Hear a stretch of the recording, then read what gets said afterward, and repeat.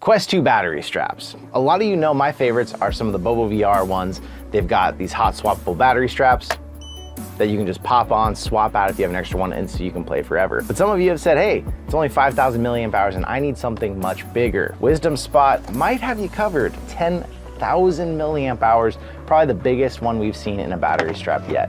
Let's check this out.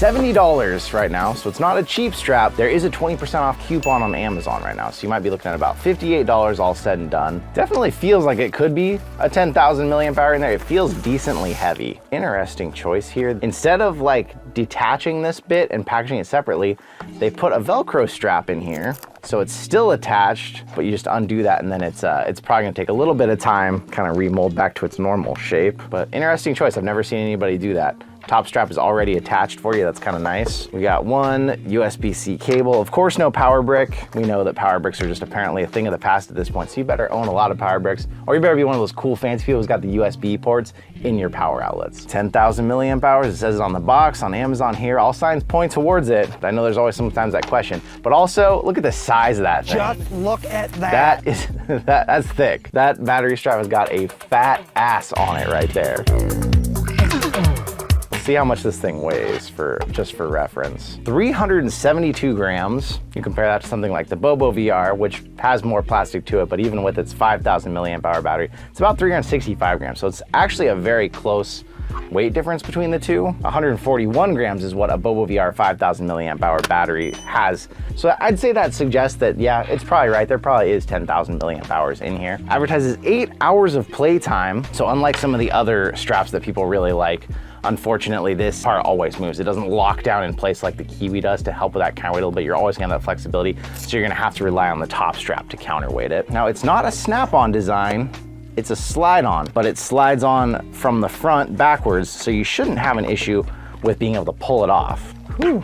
The cable is a bit on the short side, I've got to say. I kind of like that because I don't like having to manage the cable a whole bunch, but I mean, at full extension, it's the full length of the cable. So if you try to turn it up or something, the cable's going to kind of move around on you. It's interesting. They usually give you a little too much cable. This one gives you maybe a little bit too little, but it's pretty unlikely anyone's head's big enough that you're rocking this thing at full size here. It's going to be really easy to put on with those hinges like that. Now, you know me, I'm not much of a top strap person, so I am missing the fact that most Elite straps have straight, hard sidearms. That's definitely very floppy. If you want to pull your headset up, you'll have some ability to kind of pull it up and put it on your head, but since these aren't very tight or stiff, it's not gonna like stay there. It's gonna kind of just sit up on your forehead like that. We got decently comfortable, I'd say. It needs some time. This thing is kind of bent from shipping, so it's pushing in on the back of my head. It's very flexible though, so I trust that that's gonna come out and be fine. Just like any other battery strap, you got one tap, seems to turn it on, 2 taps seems to turn it off. The USB-C port to charge, it's on the top, not the bottom like a lot of them, so that's kind of interesting. I do wish the hinge locked down at the bottom because it just always makes straps feel a little cheaper when you try to grab them and the headset's just flopping around. It is very flexible though.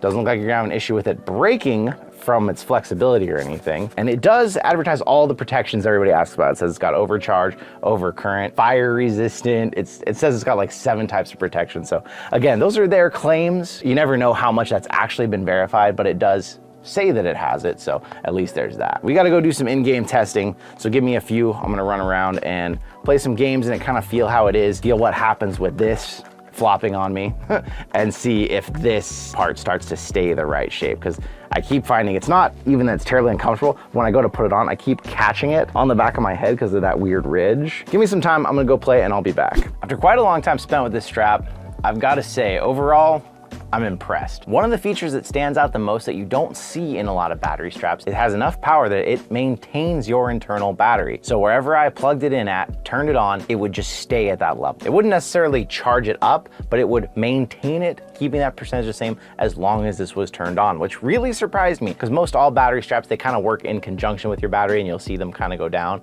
But like even the Bobo VR, it won't maintain your battery unless it's a little bit lower, and then it will keep the Quest going forever, but it won't keep it up high like this battery did. That was surprising to me. The 10,000 milliamp hour claim seems as legit as I can tell without ripping this thing apart. It gives you a lot of hours of play. It is hard to drain it, but just like any other battery strap of this design, if you do happen to forget to charge it and you didn't drain it up, you can't just jump in and play like you can with the Bobo VR by putting a fresh battery on. You gotta let this thing sit and charge up for a while before you can go back to playing it. I didn't love how floppy the back part was in practice, because like you take it off and you go to let go and it just like, it drops and it kind of hits things. I really wish this hinge was tighter, but there's nothing you can do. It's not a screw or anything in there that you can tighten. The hinge is just the way it is. I actually tried playing some sitting down games without the top strap because I hate top straps, and it actually kind of worked. You couldn't do it for like Beat Saber or anything where you're up and moving, but I did find that if I was sitting, it was able to stay on my head stable enough that I was okay without that top strap. That says something good for it. The only other thing that kind of bugged me, I did notice that you never had an issue no matter you pulled it frontwards, you took it off, you never had an issue with this thing slipping. But if I just had it here and I pushed, that comes off a little easier than I'd like it to. It's not necessarily something that's gonna get you in any danger or any risk, but if your friend has your strap and they aren't really thinking about it, like that, it just kind of makes the experience seem a little cheaper. But I gotta say, overall, especially at that sale price right now, 58 bucks, this is the most bang for your buck you can get, short of buying a 10,000 milliamp battery, actual battery, and putting it on yourself on some other strap. But as far as a built-in battery strap, biggest one we've seen, a relatively low price. They did a pretty decent job here. I will leave a link in the description. For those of you out there who've been looking for something like this, remember it is an Elite style. I personally prefer Halo, so you won't see me using this a lot, but Elite straps do have their place. They are very stable. You don't feel the headset move around on your face at all. Something to be said for that. I'd love to know what you think out there. Some of you out there who have used Elite straps a long time, who are looking for that battery upgrade, is this something you're gonna spring for, or are you still kind of waiting to see what Kiwi does next? Let me know in the comments, but thank you for coming out and being here with us today. I will see you in another reality.